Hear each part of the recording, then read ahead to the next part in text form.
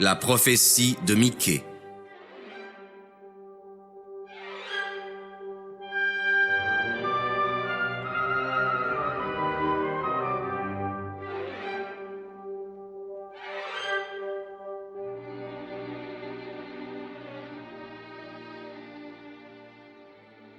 Parole du Seigneur qui fut adressée à Michée de Morasthi au jour de Joatam, d'Akaz et d'Ézéchias, rois de Juda, et qui lui fut révélée touchant Samarie et Jérusalem. Écoutez tous, peuple, que la terre avec tout ce qu'elle contient soit attentive, et que le Seigneur Dieu soit témoin contre vous, le Seigneur de son temple saint. Car voici, le Seigneur va sortir de sa demeure, il descendra et foulera les hauteurs de la terre. Les montagnes seront consumées sous lui, et les vallées s'entr'ouvriront comme la cire devant le feu, et comme les eaux qui se précipitent dans l'abîme. Tout cela à cause du crime de Jacob et des péchés de la maison d'Israël. Quel est le crime de Jacob? N'est-ce pas Samarie? Et quels sont les hauts lieux de Juda, sinon Jérusalem? Je ferai donc de Samarie comme un monceau de pierres dans un champ lorsqu'on plante une vigne. Je ferai rouler ces pierres dans la vallée, et je mettrai à nu ses fondements. Toutes ses statues seront brisées, tous ses salaires seront brûlés par le feu, et je détruirai toutes ses idoles, amassées avec le salaire de la prostitution, elles s'en retourneront en salaire de prostituées. C'est pourquoi je gémirai et pousserai des cris, je marcherai dépouillé et tout nu, je pousserai des plaintes comme les dragons, des sons lugubres comme les autruches, car sa plaie est désespérée, elle est venue jusqu'à Juda, elle a atteint la porte de mon peuple jusqu'à Jérusalem. Ne l'annoncez pas à Geth, ne versez pas de larmes, couvrez-vous de poussière dans la maison réduite en poussière. Passez, habitation de beauté, couverte d'ignominie. Celle qui habite sur la frontière ne sort pas. La maison voisine qui s'est soutenue elle-même trouvera en vous un sujet de deuil. Elle est trop faible pour le bien, celle qui habite dans l'amertume, car le malheur est descendu de la part du Seigneur jusqu'aux portes de Jérusalem. Le bruit des chars a effrayé les habitants de Lachis. Elle a été une source de péché pour la fille de Sion, car en toi ont été trouvés les crimes d'Israël. C'est pourquoi on enverra des émissaires à l'héritage de Geth. C'est une maison de mensonges pour la déception des rois d'Israël. Je t'amènerai encore un héritier, ô toi qui habites à Marésa. La gloire d'Israël s'étendra jusqu'à Odolam. Rends-toi chauve et comme tes cheveux à cause des enfants qui sont tes délices. Rends-toi chauve comme l'aigle parce qu'ils ont été emmenés captifs loin de toi.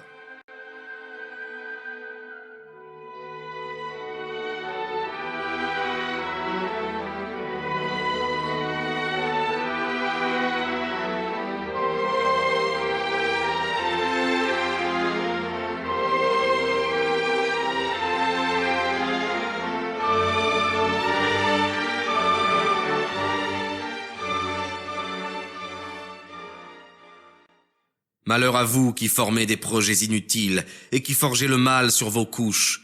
Au point du jour, ils l'exécutent, car c'est contre Dieu même qu'est leur main. Ils ont convoité des champs et ils les ont pris avec violence. Ils ont ravi des maisons, ils ont opprimé l'homme et sa maison, le maître et son héritage. C'est pourquoi ainsi parle le Seigneur. Voici que je médite contre ce peuple un malheur dont vous ne dégagerez pas vos coups, et vous ne marcherez plus d'un pas superbe, car ce temps sera très mauvais. En ce jour-là, on fera sur vous une parabole et on chantera une chanson plaisante. On dira, nous sommes tout à fait dévastés. La part de mon peuple est passée à d'autres. Comment celui qui doit partager nos champs s'éloigne-t-il puisqu'il reviendra? C'est pourquoi il n'y aura personne qui jette pour toi le cordeau du partage dans l'assemblée du Seigneur. Ne dites point, ces paroles ne tomberont pas sur eux. La confusion ne les saisira pas. La maison de Jacob dit, « L'esprit du Seigneur est-il devenu moins étendu, ou peut-il avoir de telles pensées? Est-ce que mes paroles ne sont pas bonnes pour celui qui marche avec droiture? Au contraire, mon peuple s'est levé comme un ennemi. Vous avez enlevé le manteau de dessus la tunique, et vous avez traité en ennemis ceux qui passaient pacifiquement. Vous avez chassé les femmes de mon peuple des maisons où elles vivaient heureuses. Vous avez ôté à jamais ma louange de la bouche de leurs petits-enfants. Levez-vous et partez, car vous n'aurez pas ici de repos. À cause de sa souillure, il sera corrompu par une affreuse pourriture. Plût à Dieu que je n'eusse pas l'esprit et que je dise plutôt des mensonges. Je vous prophétiserai sur le vin et sur l'ivresse. C'est ce qu'il faut prophétiser à ce peuple. Je te rassemblerai tout entier, Jacob. Je réunirai les restes d'Israël. Je les mettrai ensemble comme un troupeau dans la bergerie, comme des brebis au milieu de leur parc. La foule des hommes y causera de la confusion. Car celui qui doit ouvrir le chemin marchera devant eux. Ils feront une brèche, franchiront la porte et y entreront. Leur roi passera devant eux, et le Seigneur sera à leur tête.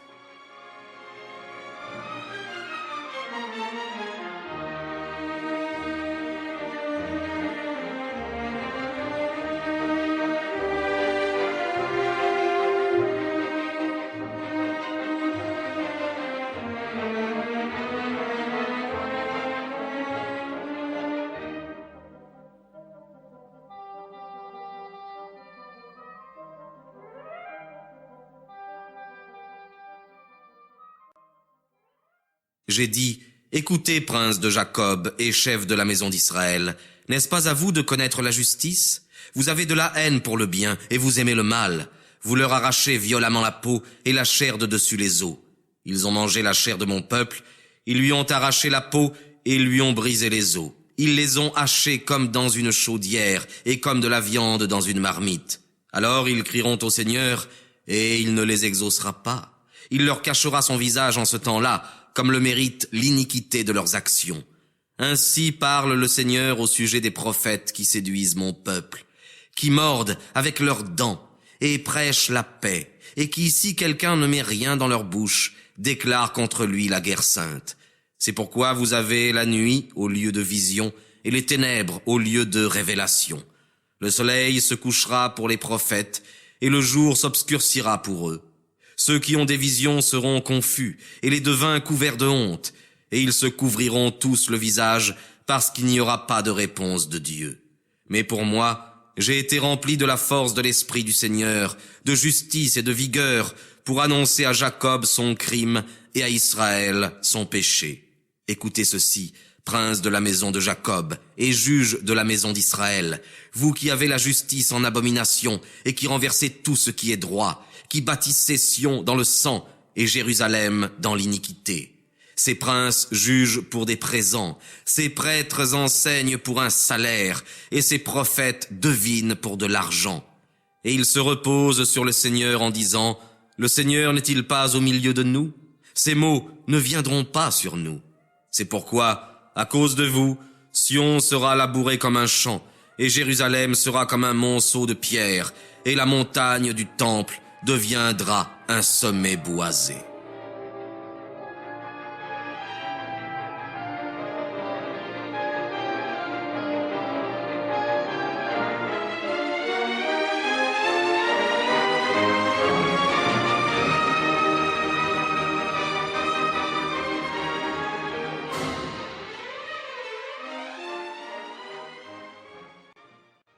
Et voici, dans les derniers temps, la montagne de la maison du Seigneur sera fondée sur le sommet des monts, et elle s'élèvera au-dessus des collines. Les peuples y afflueront, et les nations accourront en foule, et diront, « Venez, montons à la montagne du Seigneur et à la maison du Dieu de Jacob. Il nous enseignera ses voies, et nous marcherons dans ses sentiers, car de Sion sortira la loi, et de Jérusalem la parole du Seigneur. Il jugera des peuples nombreux, et il châtira jusqu'au loin des nations puissantes. Ils changeront leurs épées en socs de charrue et leurs lances en hoyaux. Une nation ne tirera plus l'épée contre une autre nation, et ils ne s'apprendront plus à combattre. Chacun se reposera sous sa vigne et sous son figuier, et il n'y aura personne pour les effrayer. Car la bouche du Seigneur des armées a parlé. Car tous les peuples marchent chacun au nom de son Dieu. Mais nous marcherons au nom du Seigneur notre Dieu, jusque dans l'éternité et au-delà. En ce jour-là, dit le Seigneur, je rassemblerai celles qui boitaient, et je réunirai celles que j'avais rejetées et affligées. De celles qui boitaient, je ferai un reste, et de celles qui souffraient, un peuple puissant. Et le Seigneur régnera sur eux sur la montagne de Sion, depuis ce temps jusque dans l'éternité. Et toi, tour du troupeau, ténébreuse fille de Sion, il viendra jusqu'à toi. À toi viendra la puissance première, l'empire de la fille de Jérusalem. Maintenant, pourquoi es-tu en proie à la tristesse? Est-ce que tu n'as pas un roi, ou ton conseiller a-t-il péri pour que tu sois saisi par la douleur, comme une femme qui enfante? Afflige-toi et tourmente-toi, fille de Sion, comme une femme qui enfante, car tu sortiras maintenant de la ville, tu habiteras dans les champs, et tu viendras jusqu'à Babylone. Là, tu seras délivré. Là, le Seigneur te rachètera de la main de tes ennemis. Et maintenant, des nations nombreuses sont rassemblées contre toi, et elles disent qu'elle soit lapidée, et que nos yeux contemplent Sion. Mais ils n'ont pas connu les pensées du Seigneur, ils n'ont pas compris son dessein, car il les a rassemblés comme la paille dans l'air. Lève-toi et foule la paille, fille de Sion, car je te donnerai une corne de fer, je te donnerai des ongles d'airain, et tu briseras des peuples nombreux. Tu consacreras leur rapine au Seigneur et leur force au Dieu de toute la terre.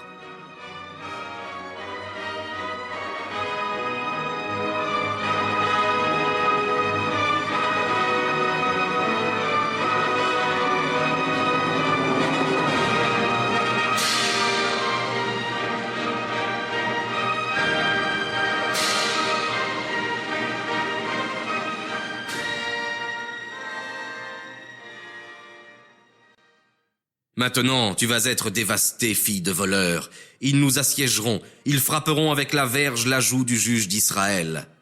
Et toi, Bethléem Ephrata, tu es petite entre les milles de Juda. De toi sortira pour moi celui qui dominera sur Israël, et dont l'origine est dès le commencement, dès les jours de l'éternité. C'est pourquoi il les abandonnera jusqu'au temps où celle qui doit enfanter enfantera, et les restes de ses frères reviendront auprès des enfants d'Israël. Il sera ferme, et il paîtra son troupeau dans la force du Seigneur, dans la sublimité du nom du Seigneur son Dieu. Et ils se convertiront, parce qu'il va être exalté jusqu'aux extrémités de la terre. C'est lui qui sera la paix.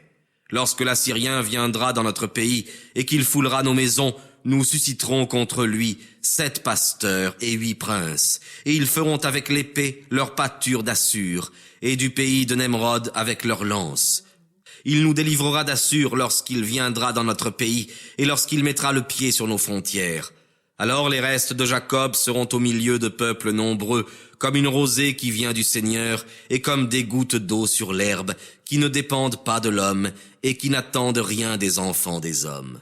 Et les restes de Jacob seront parmi les nations, au milieu de peuples nombreux, comme un lion parmi les bêtes des forêts, et comme un lionceau parmi les troupeaux de brebis. Quand il passe, qu'il foule aux pieds, et qu'il saisit, il n'y a personne qui délivre. Votre main s'élèvera au-dessus de vos ennemis, et tous vos adversaires périront. Et voici, en ce jour-là, dit le Seigneur, j'enlèverai tes chevaux du milieu de toi, et je détruirai tes chars. Je ruinerai les villes de ton pays, et je détruirai toutes tes forteresses. J'enlèverai de tes mains les sortilèges, et il n'y aura plus de divination chez toi. J'exterminerai du milieu de toi tes idoles et tes statues, et tu n'adoreras plus les ouvrages de tes mains.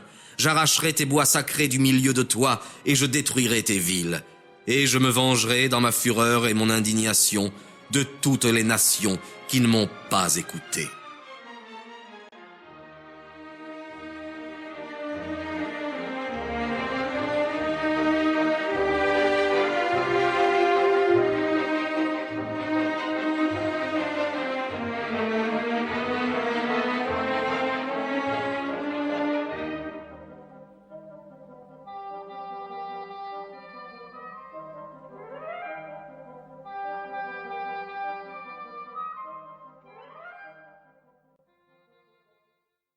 Écoutez ce que dit le Seigneur. Lève-toi, plaide contre les montagnes, et que les collines entendent ta voix. Que les montagnes et les solides fondements de la terre écoutent le jugement du Seigneur, car le Seigneur va entrer en jugement avec son peuple et plaider avec Israël. Mon peuple, que t'ai-je fait? En quoi t'ai-je causé de la peine? Réponds-moi. Est-ce parce que je t'ai tiré du pays d'Égypte, et que je t'ai délivré de la maison des esclaves, et que j'ai envoyé devant toi Moïse, Aaron et Marie? Mon peuple, Souviens-toi, je te prie, du dessein de Balak, roi de Moab, et de ce que lui répondit Balaam, fils de Béor, depuis Sétim jusqu'à Galgala, et reconnais les justices du Seigneur. Qu'offrirai-je au Seigneur qui soit digne de lui? Fléchirai-je le genou devant le Dieu très haut? Lui offrirai-je des holocaustes et des veaux d'un an? Est-ce que le Seigneur peut être apaisé par des milliers de béliers ou par de nombreux milliers de boucs engraissés? Donnerai-je mon premier-né pour mon crime, le fruit de mon sein pour le péché de mon âme? Je t'indiquerai, ô homme, ce qui est bon et ce que le Seigneur demande de toi. C'est de pratiquer la justice, d'aimer la miséricorde et de marcher avec crainte devant ton Dieu. La voix du Seigneur crie à la ville, et le salut sera pour ceux qui craignent votre nom. Écoutez, tribu, mais qui l'approuvera? Les trésors de l'iniquité sont encore comme un feu dans la maison de l'impie, et la mesure trop petite et pleine de colère. Puis-je approuver la balance injuste et les poids trompeurs du sac? C'est par là que ces riches sont remplis d'iniquité.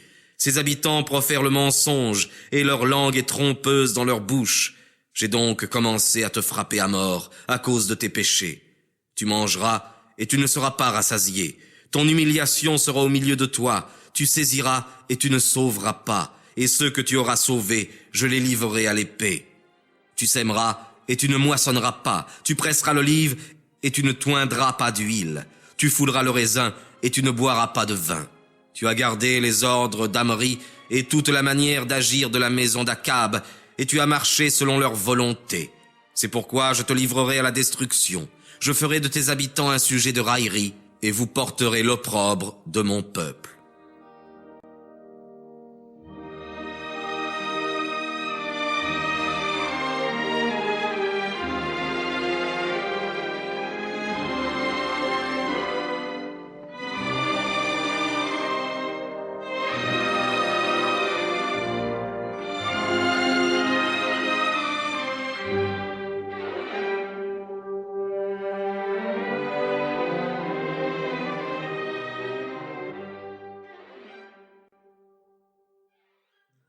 Malheur à moi, car je suis devenu comme celui qui recueille en automne les restes de la vendange. Il n'y a pas de grappes à manger. J'ai désiré en vain des figues précoces. Le saint a disparu du pays, et il n'y a plus de juste parmi les hommes. Tous tendent des pièges pour verser le sang. Le frère cherche la mort de son frère. Ils appellent bien le mal que font leurs mains.